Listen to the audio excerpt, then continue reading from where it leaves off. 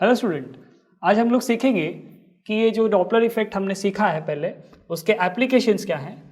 Let's start. हमने सीखा था कि अगर सोर्स या फिर ऑब्जर्वर के बीच में रिलेटिव मोशन है सच दैट अगर वो अवे जा रहे हैं एक दूसरे से तो फ्रीक्वेंसी डिक्रीज होती है, और ये उसका इक्वेशन हमने लिखा था that new dash is equal to c minus relative velocity divided by c multiplied by the actual frequency. So अगर आप ये टर्म्स को थोड़ा रीअरेंज करेंगे तो C अपॉन सी आपको 1 मिलेगा एंड वी आर अपॉन सी यहाँ पर एज इट इज। इसको थोड़ा सिंप्लीफाई करते हैं तो न्यू यहाँ पर मल्टीप्लाई होगा, इवन यहाँ पर भी मल्टीप्लाई होगा। सो ये जो न्यू यहाँ पर हमें मिला है उसे हम लेफ्ट हैंड साइड में ले जाते हैं, तो apparent frequency minus the actual frequency, इस टर्म को हम कहते हैं चेंज इन फ्रीक्वेंसी और shift in frequency. So this is shift in frequency. और अगर आप यहाँ पर देखेंगे तो अभी भी एक माइनस साइन है। ये माइनस साइन का मीनिंग ये है कि ये जो चेंज है ये नेगेटिव है। चेंज नेगेटिव, इसका मतलब क्या, पहले जो वैल्यू थी उससे अब वैल्यू कम हो गई है, यानी आपकी फ्रीक्वेंसी डिक्रीज हो गई, जो हमें ऑलरेडी पता है। फ्रीक्वेंसी अगर डिक्रीज होती है तो वेवलेंथ इंक्रीज होगी।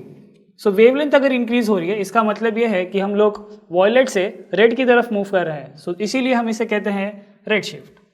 अच्छा, अगर मान लेते हैं कि हम अवे नहीं जा रहे हैं, सोर्स और ऑब्जर्वर के बीच का स्पीड ऐसा है, वेलोसिटी ऐसा, मोशन ऐसा है कि वो एक दूसरे की तरफ आ रहे, they are moving towards each other.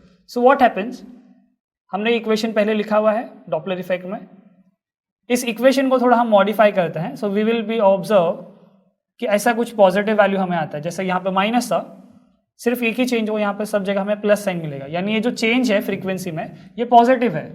Change positive, इसका मतलब क्या, frequency will increase. Frequency increase तो वेवलेंथ डिक्रीज।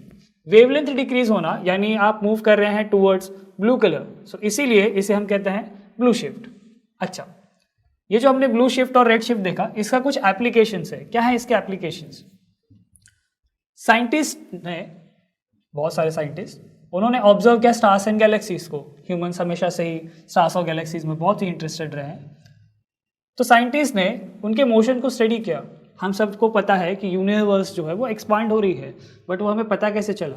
हमने स्टार्स और गैलेक्सीज की रिलेटिव वेलोसिटीज फाइंड किया और हमें पता चला कि उनका जो शिफ्ट इन फ्रीक्वेंसी है वो हमें बार बार नेगेटिव आ रहा था। इसका मतलब है कि वो ब्लू रेड शिफ्ट दिखाएंगे, ना कि ब्लू शिफ्ट। रेड शिफ्ट का मतलब है कि they are moving all away from us. अगर अवे जा रहे हैं तो स्टार्स और गैलेक्सीज दिखाएंगे रेड शिफ्ट। लेट्स से कि हमारे पास एक ऐसा इंस्ट्रूमेंट है जो मेजर कर सकता है न्यूक्लियर रिएक्शंस के टेम्परेचर, लेकिन न्यूक्लियर रिएक्शन के टेम्परेचर बहुत हाई होते हैं, उनको मेजर करना थोड़ा डिफिकल्ट है। तो व्हाट डू वी डू, हम लोग उनकी एनर्जी की वेवलेंथ फाइंड करेंगे जो एनर्जी एमिट होने वाली है, और उस वेवलेंथ के करस्पॉन्डिंग एक टेम्परेचर होगी जिसके बारे में हम ऑलरेडी पढ़ चुके हैं टॉपिक रेडिएशन में। तो ये जो एप्लीकेशन है हम डिस्कस करेंगे अभी। पहला एप्लीकेशन है कि हम स्टार्स और गैलेक्सीज की स्पीड को मेजर कर सकते हैं और उससे हमें पता चलता है कि सारे के सारे स्टार्स और गैलेक्सीज रेड शिफ्ट दिखाते हैं। स्पीड ऑफ रोटेशन ऑफ सन वो भी हम कैलकुलेट कर सकते हैं। कैसे? मान लेते हैं कि हमारा सन है, ये एक ऐसा पॉइंट है जहां से लाइट यहां आ रही है।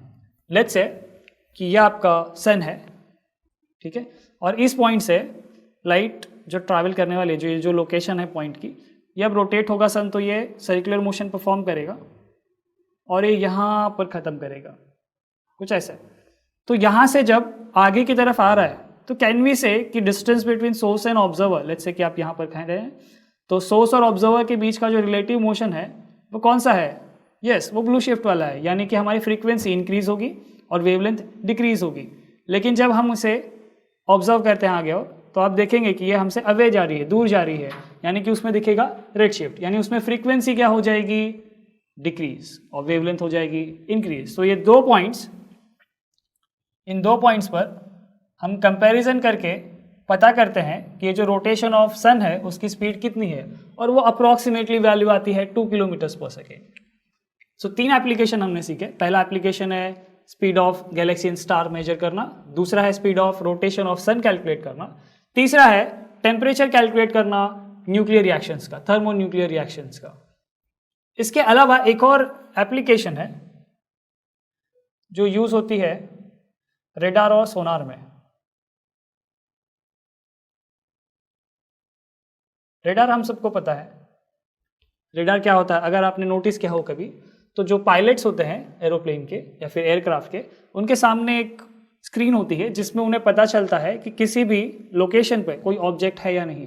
तो वो जो वर्किंग है वो डिपेंड करती है रेडार पे, और वो रेडार का कंसेप्ट बेस्ड है हमारे रेड शिफ्ट और ब्लू शिफ्ट, जो कि इनडायरेक्टली कनेक्टेड है डॉपलर इफेक्ट से। सो आई होप आपको ये वीडियो में समझ में आया कि ब्लू शिफ्ट क्या है, रेड शिफ्ट क्या है और उसके एप्लीकेशंस क्या है। Thank you.